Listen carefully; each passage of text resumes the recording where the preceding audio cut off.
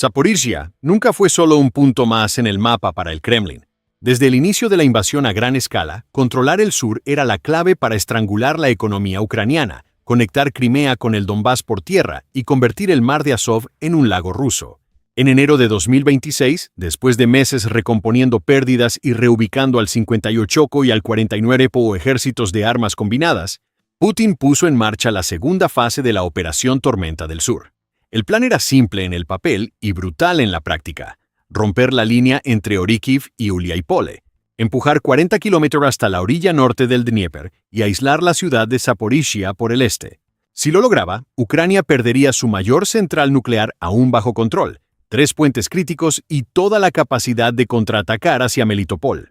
Solo hay un detalle que no estaba en el briefing. Del Estado Mayor ruso, la Ucrania de 2026 no es la misma de 2022. Y el frente de Zaporizhia se transformó en el lugar donde la doctrina rusa de masa más fuego chocó de frente con la nueva doctrina ucraniana de enjambre más precisión más IA. ¿El resultado? La ofensiva, que debía durar 3 semanas, se convirtió en un pantano de 5 meses. Y en lugar de rodear Zaporizhia, Rusia ahora está cavando trincheras para no perder Tokmak. De eso vamos a hablar hoy. Cómo Ucrania le rompió la columna vertebral a la ofensiva de verano rusa en el sur. Por qué Zaporizhia se volvió el laboratorio de la guerra de drones de fibra óptica. ¿Y qué significa eso para los próximos 6 meses de guerra? Para entender por qué Zaporizhia, tenés que entender la desesperación. A finales de 2025, el Kremlin enfrentaba 3 problemas simultáneos. Primero, el frente de Donetsk se había convertido en una guerra de trincheras carísima. Avanzar 1 kilómetro en Avdiivka costaba un batallón entero. Segundo, la presión internacional para negociar no paraba de crecer, pero Putin no podía sentarse a la mesa sin una victoria para vender puertas adentro. Tercero, el puente de Crimea estaba operando al 60% de su capacidad después de los ataques con misiles Storm Shadow y drones navales de 2024 y 2025. Rusia necesitaba el corredor terrestre. La solución vino del general Sergei Kusovlev, nuevo comandante del Distrito Militar Sur. El plan Vector Azov tenía 3 fases. Fase 1. Saturación. 60 días de bombardeo ininterrumpido en Orykiv, Mala Tokmachka y Robotyne. El objetivo era convertir cada sótano en escombros y obligar a las brigadas ucranianas 65A y 128A a gastar munición y hombres antes del asalto terrestre. Fueron más de 90.000 proyectiles de artillería disparados solo en febrero. Pueblos enteros desaparecieron del mapa. Fase 2. Perforación. Usar la 48A División de Fusileros Motorizados y elementos de la 76ª División Aerotransportada para romper la primera línea ucraniana entre Novodanilivka y Verbove. Una vez abierta la brecha, la 5ª Brigada de Tanques entraría para explotar hasta el río Konka. Fase 3. Envolvimiento. Avanzar en pinza por Pologi al este y Kamiansk al oeste, cerrando un cerco operacional alrededor de la ciudad de Zaporizhia, con casi 700.000 civiles adentro. En el papel funcionaba. Rusia concentró aquí 78.000 soldados, 410 tanques, 890 vehículos blindados y la mayor concentración de sistemas de guerra electrónica Krasuka 4 vista desde 2023. El problema es que la guerra no pasa en el papel. Pasa en el barro, en el monte y en el cielo infestado de drones. Y fue en el cielo donde el plan empezó a desmoronarse. Si 2022 fue el año del Bayraktar y 2023 fue el año del FPV, 2026 es el año del dron de fibra óptica. Y Zaporizhia se volvió la capital mundial de eso. Funciona así. En lugar de usar radio, que puede ser bloqueada por la guerra electrónica rusa, estos drones llevan un carrete con hasta 15 kilómetros de cable de fibra óptica finísimo. Todo lo que el dron ve, el piloto lo ve en tiempo real, sin delay y sin chance de interferencia. Es el equivalente a tener un francotirador volador que no se puede jamear. Ucrania se dio cuenta de esto en 2025 y escaló la producción. Solo entre marzo y mayo de 2026, más de 18.000 drones de fibra óptica fueron enviados al frente de Zaporizhia, operados por unidades como los Pájaros de Magyar, el 414 Batallón de Ataque No Tripulado y voluntarios de la Legión Internacional. El impacto táctico fue inmediato. Tanques rusos que antes dependían de los sistemas Shtora y de cortinas de humo para protegerse de misiles Javelin, ahora eran cazados por drones que se zambullían directo en la escotilla abierta o en el compartimiento del motor. No había guerra electrónica que lo resolviera. En un video divulgado por la 120 a Brigada de Asalto de Montaña, se ve la secuencia. Un T-90M, el tanque más moderno de Rusia, avanza por un campo cerca de Robotyne.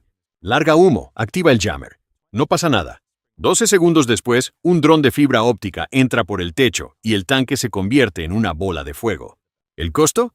$2 millones rusos destruidos por un dron de $3.000 ucraniano. Pero lo más importante no fue cazar tanques. Fue matar la logística. La doctrina rusa depende de convoyes. Camiones Ural y Kamaz llevando diésel, munición y comida desde el hub de Tokmak hasta las tropas en la línea de frente. Son 25 a 35 kilómetros de rutas expuestas. Antes Ucrania usaba HIMARS para eso. Problema: cada cohete cuesta $150.000 y Rusia aprendió a dispersarse. Ahora, con drones de fibra óptica, cada convoy se volvió un blanco. El grupo Asgard de la Guardia Nacional posteó imágenes de 14 camiones destruidos en un solo día en la ruta T-0408 entre Tokmak y Pologi. Chofer ruso se volvió la profesión más peligrosa del sur. Resultado: demoras, racionamiento de munición y unidades de artillería rusas disparando 40% menos por día en abril que lo que disparaban en febrero. Máquina pesada sin combustible y sin bala es solo chatarra. Y así fue como la fase 2 de Rusia se trabó. Mucha gente todavía cree que Ucrania solo aguanta la línea. Error. Desde finales de 2024, el general Syrskyi implementó lo que llaman defensa activa en enjambre. La idea es simple. En lugar de quedarse quieto en el refugio esperando la oleada rusa, usás pequeñas unidades de 8 a 12 hombres, apoyadas por drones de reconocimiento, drones FPV y morteros de 60 mm, para contraatacar cada vez que Rusia toma una trinchera. Funciona en 3 tiempos: perder, localizar, liquidar. Perder. No gastas una compañía entera para defender una posición avanzada que va a ser saturada por artillería. Si la presión es grande, retrocedes 300 metros. Localizar. Apenas los rusos ocupan la trinchera, drones de reconocimiento tipo Leleka 100 y Shark ya están encima. Marcan coordenadas, cuentan cuántos soldados entraron, dónde está la ametralladora. Liquidar. En menos de 15 minutos, enjambres de FPV y fuego de mortero caen en la posición. Después, el grupo de asalto ucraniano vuelve y la retoma. Eso pasó 17 veces solo en el pueblo de Verbove entre marzo y mayo. Rusia capturaba el pueblo a la mañana y lo perdía a la tarde. Al final, gastó 3 batallones para sostener un montón de ruinas que no tenía ningún valor táctico. El mejor ejemplo fue la operación de la 85ª Brigada de Asalto Aéreo el 14 de abril, cerca de Novoprokopivka. Los rusos usaron un túnel de 800 metros cavado durante el invierno para infiltrar 60 soldados detrás de la línea ucraniana.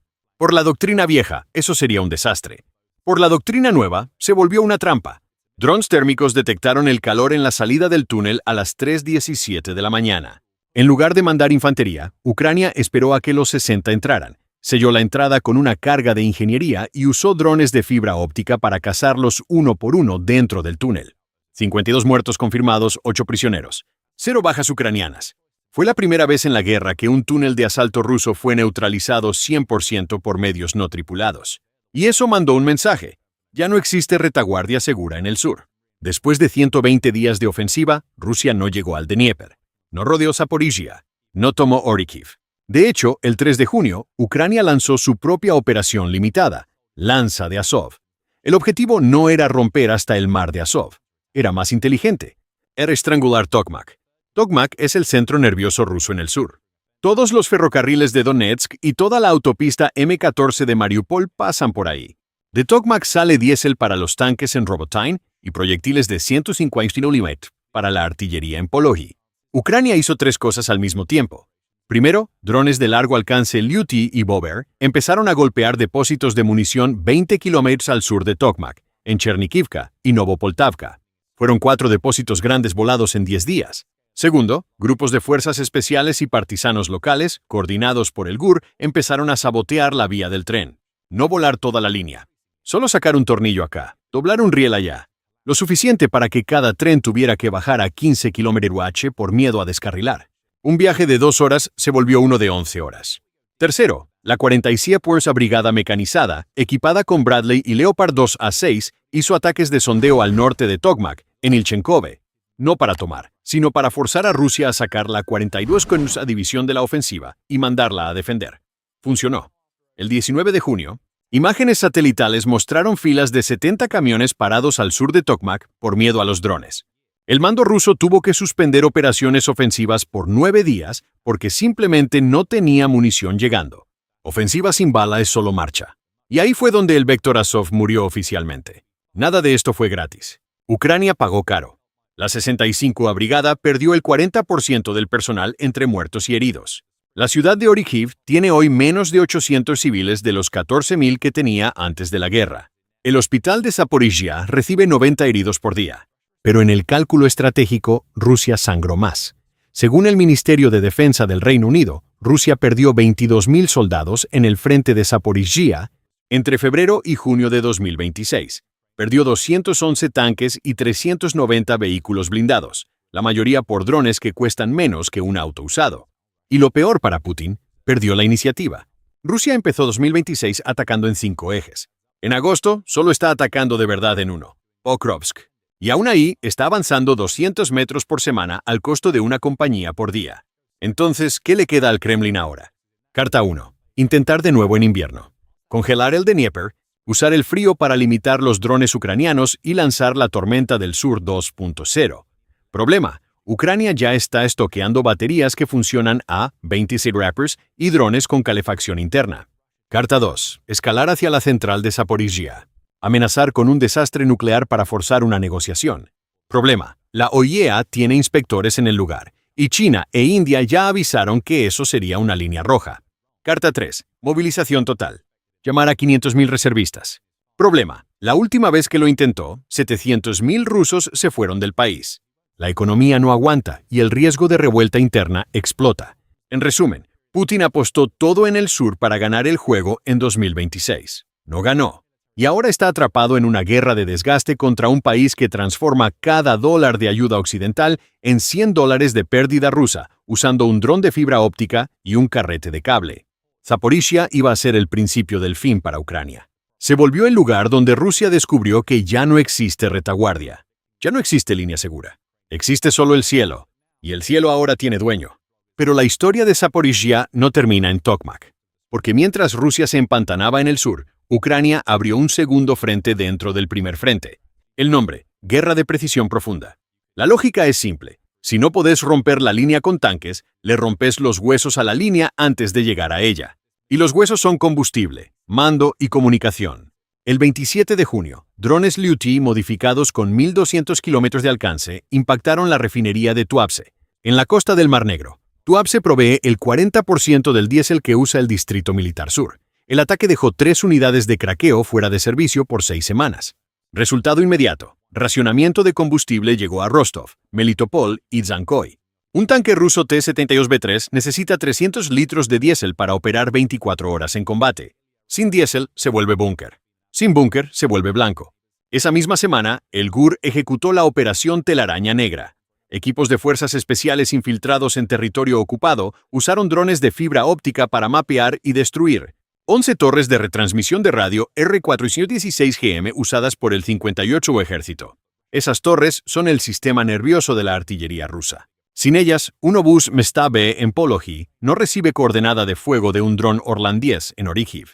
Y sin coordenada, dispara a ciegas. Documentos filtrados del Estado Mayor ruso en julio muestran que el tiempo promedio entre detectar un blanco ucraniano y disparar cayó de 4 minutos en enero a 19 minutos en julio en el frente de Zaporizhia. En guerra moderna, 15 minutos es la diferencia entre destruir un HIMARS y pegarle a un campo vacío. Rusia intentó responder.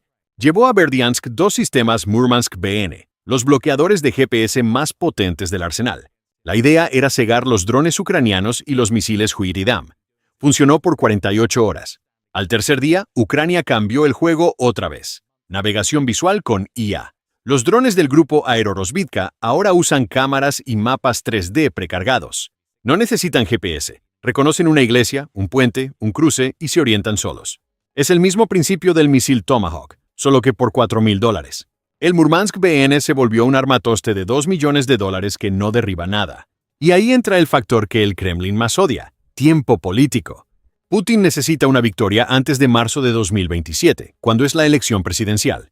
En su cabeza, negociar sin tomar Zaporizhia es admitir la derrota. Por eso, el 12 de julio, autorizó el uso de la 104 División de Asalto Aéreo de Guardias, la élite del VDV, en dirección a Kamiansk. Era la última carta en el sur. El plan era cruzar el embalse de Kakhovka en botes ligeros de noche, establecer una cabeza de playa y amenazar Zaporizhia por el oeste. Salió mal en 3 niveles. Nivel 1. Inteligencia. Ucrania sabía. Partisanos en Enerhodar fotografiaron los botes armándose 5 días antes. Nivel 2. Tecnología. Drones de visión nocturna con IA térmica detectaron los motores 6 kilómetros antes de la orilla. Nivel 3. Doctrina.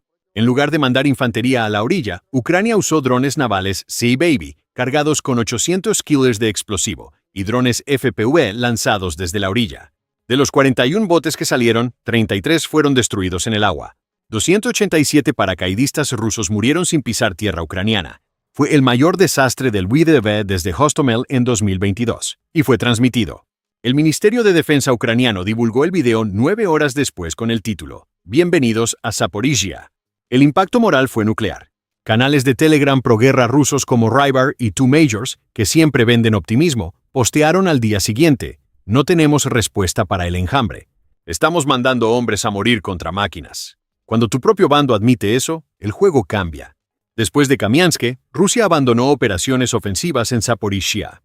Empezó a minar todo. Datos de Halo Trust muestran que solo en agosto se plantaron 140.000 minas entre Robotyne y Tokmak. Es la mayor densidad de minas desde la Segunda Guerra Mundial. La idea es simple: si yo no avanzo, vos tampoco. Convertir el sur en un campo muerto. Pero Ucrania no juega a la defensiva. El 5 de agosto empezó la fase 2 de la Lanza de Azov. Operación Martillo y Yunque. El Martillo fue la 47 POA brigada atacando al este de Robotyne para fijar a la 42 división. El Yunque fue la nueva 155 brigada mecanizada, entrenada en Francia y equipada con tanques AMX-10 RC y César, flanqueando por Nesterianka. El objetivo no era tomar Tokmak en agosto, era llegar a 12 kilómetros de Tokmak. ¿Por qué 12 kilómetros? Porque es el alcance del obús Bodana de 115 metros con munición guiada M932 Excalibur. Con Tokmak al alcance de la artillería convencional, Rusia ya no puede usar la ciudad como hub logístico seguro. Cada tren que descarga se vuelve blanco. Cada depósito se vuelve lotería. El 22 de agosto, Ucrania lo logró. Unidades avanzadas de la 155 llegaron a la colina 168 al sur de Novoprokopivka. Desde ahí, un observador con láser designó un blanco. Estacionamiento de camiones Kamaz en Tokmak. 2 Excalibur después, 9 camiones se volvieron chatarra. El video se posteó con la leyenda: Tokmak está en la mira. A partir de ahí, la ecuación del sur cambió. Rusia tiene 3 opciones, todas malas. Opción 1. Reforzar Tokmak con más tropas sacadas de Donetsk. Si lo hace, debilita Pokrovsk y arriesga perder la única ofensiva que todavía camina. Opción 2. Retroceder de Tokmak a Poloi y acortar la línea. Si lo hace, admite públicamente que la tormenta del sur falló y entrega 30 kilómetros de territorio sin pelear. Opción 3. Quedarse quieto y desangrarse. Ver Tokmak volverse un segundo Bakhmut, solo que sin valor simbólico, solo con logística quemándose todos los días. Hasta el 1 de septiembre eligió la opción 3, y lo está pagando. Reportes del Liceo Bobyov muestran que el 60% de toda la munición de artillería rusa en el sur ahora se gasta intentando suprimir drones, no atacando posiciones ucranianas. Es el mundo al revés. La infantería rusa pide fuego de barrera para protegerse de un dron de $3,000. Y ahora la parte que nadie está mirando, lo que Zaporizhia enseñó para el resto de la guerra. Lección 1. La guerra electrónica perdió. La fibra óptica mató al jammer. Quien domine el cable va a dominar el campo de batalla en 2027. Lección 2. La masa no le gana al enjambre. Un tanque no aguanta 10 drones. Un batallón no aguanta 100 drones. Ucrania produce 200.000 drones FPV por mes. Rusia, 60.000. La cuenta no cierra. Lección 3. La logística es la línea de frente. No sirve tener 1 millón de soldados si el diésel no llega. Ucrania lo entendió. Por eso gasta un dron de $500 para quemar un camión de 80.000. El ROI es de 160 a 1. Lección 4. La defensa activa es el nuevo ataque.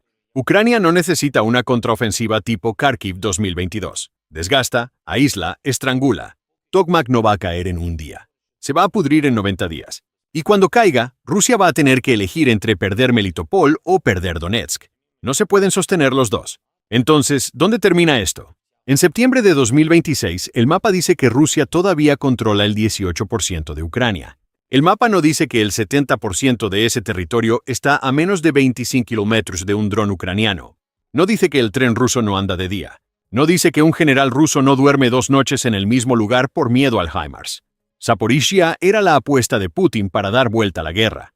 Se volvió la prueba de que la guerra se volvió otra cosa. Una guerra donde el soldado más valioso no es el que aprieta el gatillo. Es el que pilota con el control en la mano a 15 kilómetros de distancia. Y mientras Rusia todavía piensa en kilómetros cuadrados, Ucrania piensa en kilobytes por segundo. Por eso, cuando escuches en el noticiero que la línea está parada en Zaporizhia, acordate, parada para quien mira el mapa. Para quien mira el cielo, la línea se mueve todos los días. Un dron a la vez, un camión a la vez, un depósito a la vez. Hasta que un día, Tokmak no aguanta. Después Melitopol. Después Crimea respira con respirador. Putin empezó 2026 queriendo Zaporizhia para llegar al Dnieper. Va a terminar 2026 rezando para sostener Tokmak para no perder el Azov. ¿Y Ucrania? Ucrania no tiene apuro. Porque ahora, tiempo, dron y matemática están de su lado. Y en la guerra, quien tiene los tres, tiene todo. La pregunta es, ¿cuánto tiempo puede Rusia bancar el precio de intentar tomarla? ¿Y vos, qué pensás? ¿La revolución de los drones de fibra óptica cambia la guerra para siempre o Rusia todavía encuentra una respuesta? ¿El frente de Zaporizhia va a quedar congelado o vamos a ver a Ucrania avanzando hacia Tokmak antes del invierno? Comenta acá abajo. Si te gustó este análisis y querés entender el tablero de la guerra sin filtro y sin vueltas, suscríbete al canal y activa la campanita. Estamos juntos. Hasta la próxima.